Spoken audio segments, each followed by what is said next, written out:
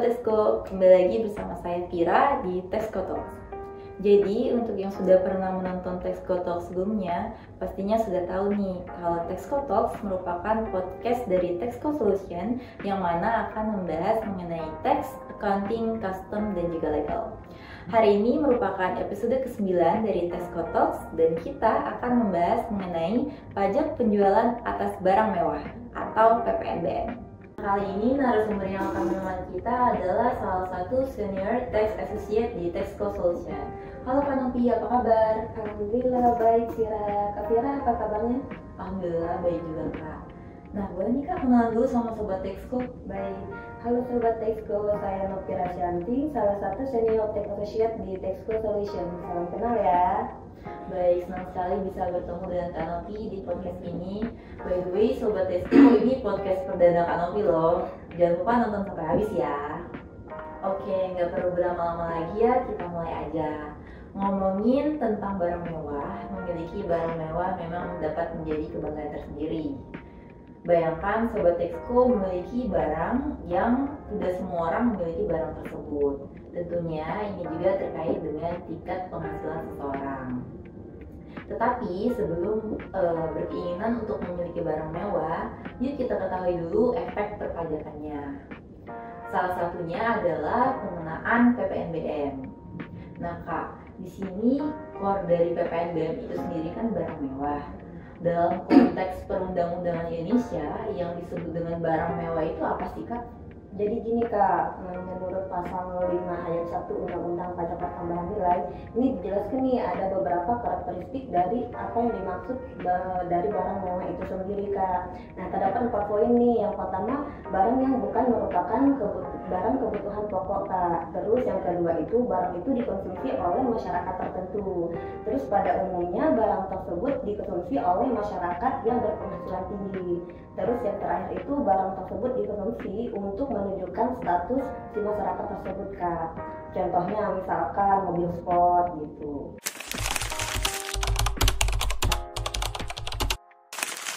Oke, tadi kan kita sudah dapat gambaran mengenai karakteristik dari barang mewah menurut undang-undang nih Kak. Nah kalau untuk pengenaan pajak atau PPNBM itu boleh dijelaskan lagi nggak Kak? Boleh. Nah kan PPNBM itu merupakan pajak penjualan atas barang mewah kan. Nah pengertian dari PPNBM itu sendiri yaitu pajak yang dikenakan pada barang yang tergolong mewah kepada produsen untuk menghasilkan atau mengimpor barang dalam kegiatan usaha atau pekerjaannya. Terus nih Kak, PPNBM itu hanya dilakukan satu kali saja pada saat penyerahan barang ke produsen.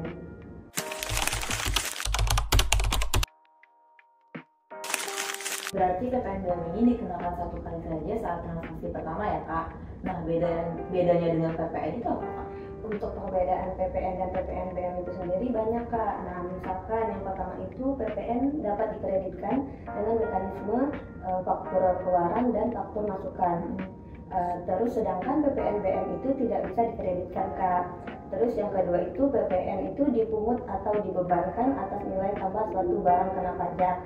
Sedangkan PPNBM itu dibebankan atas barang yang tergolong mewah atas penjualan barang tersebut Kak. Terus PPN itu dikreditkan untuk setiap mata jalur rantai dari produksi maupun distribusi Kak. Sedangkan PPN itu hanya satu kali saja Kak.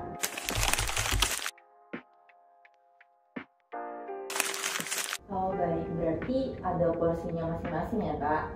Ini kalau kita lihat lagi secara spesifik mengenai PPNBM, sebenarnya apa sih Kak pertimbangan pemerintah itu mengenakan pajak atas barang mewah tersebut?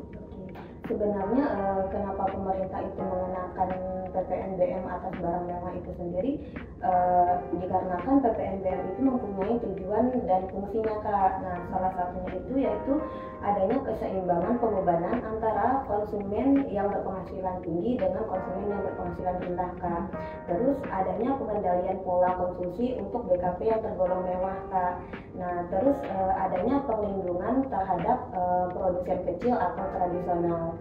Yang terakhir itu adanya penerimaan untuk negara Kak.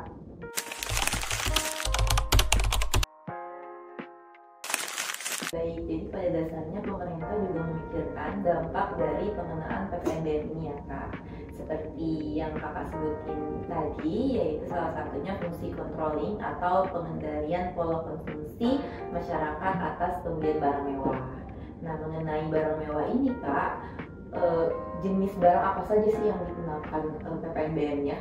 Oke. Nah, untuk jenis barang mewah yang dikenakan PPNBM itu ada beberapa nih Kak. Yang pertama itu kendaraan bermotor. Misalkan kendaraan bermotor yang beroda 2 itu dengan kapasitas 250 cc Kak.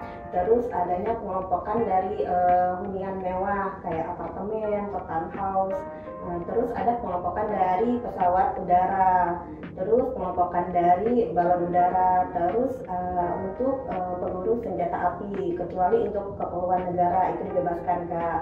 Terus yang terakhir itu adanya kelompok untuk kapal pesiar mewah Kak. Gitu.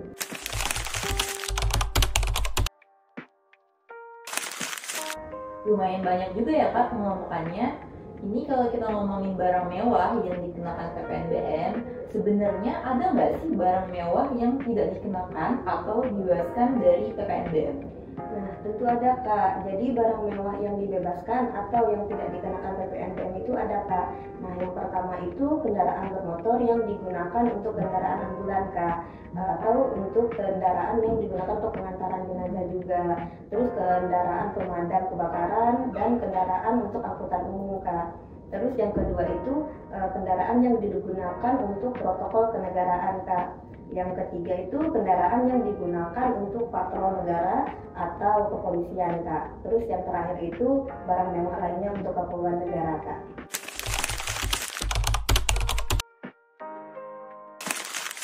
Tadi kan kita sudah bahas terkait jenis barang yang dikenakan PPNBM. Kita lanjut ke tarifnya ya Kak. Pastinya Sobat Esku sudah penasaran nih tentang tarif PPNBM. Karena yang kita ketahui pastinya tarif PPNBM ini lebih besar dari tarif pajak-pajak lainnya. Boleh dijelaskan Kak mengenai tarif PPNBM ini? Untuk penetapan tarif PPNBM itu diatur dalam pasal 8 Undang-Undang Nomor 42 Tahun 2009 tentang penjelasan pajak pertambahan nilai barang dan jasa dan serta pajak penjualan atas barang mewah Kak. Nah, itu tarifnya paling rendah 10% sampai 200% paling tinggi Kak. Nah, untuk pengelompokan tarif pajak PPNBM itu ada dua Kak. Yang pertama itu untuk yang berkendaraan motor Kak. Nah, itu dari 0% tarifnya sampai 75% Kak. Terus yang kedua itu untuk yang selain bukan kendaraan bermotor Kak. Itu tarifnya itu 20% sampai 75% Kak. Nah, itu yang tarif 20% itu untuk kelompok hunian rumah mewah. Terus yang 40% itu untuk balon udara. Terus yang 50% itu untuk pesawat udara dan 75% itu yang paling tinggi untuk kapal pesiar mewah Kak.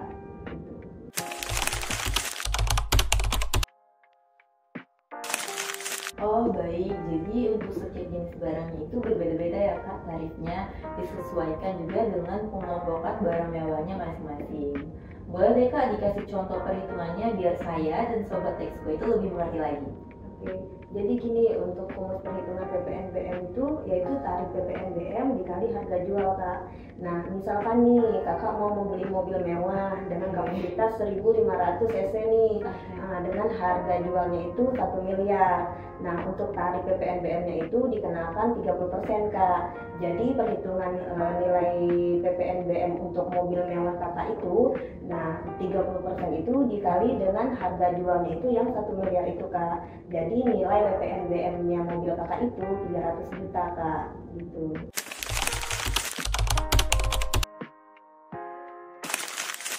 Oh, langsung dikali tarifnya ya Kak? Lumayan juga tuh ya 300 juta. Berarti ini juga sesuai sama tujuan pemerintah yang kita bahas tadi Kak, terkait fungsi controlling. Jadi masyarakat bisa lebih hati-hati lagi nih mau membeli barang mewah, kan mikir-mikir tuh ini pajaknya gede banget. Nah, kalau ada pajak pasti ada pelaporannya. Kalau untuk pelaporan PPNBM ini sendiri gimana Kak? Nah, untuk pelaporan PPNBM itu menggunakan formulir SPT PPN 1111 Kak. Nah, terus jangka waktu pelaporannya itu paling lama akhir bulan berikutnya setelah waktu pajak itu dibuat Kak.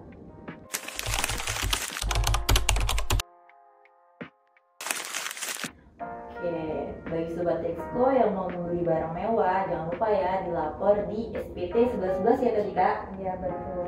Oke, baik. Sudah jelas ya mengenai PPNBM ini. Terima kasih Kak Novi sudah menemani kita di podcast kali Sama-sama ini. Kak Vira.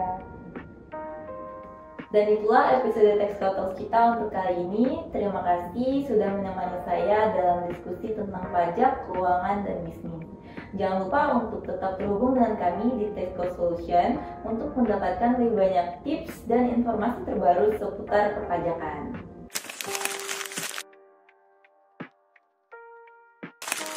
Atau kalian bisa langsung datang ke kantor kami di Texco Solution.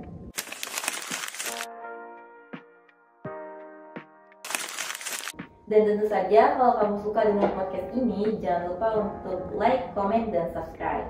Sampai jumpa di episode Texco Talk berikutnya. Tetap semangat dan jaga selalu keuangan dan bisnis kamu dengan baik ya. Sampai jumpa.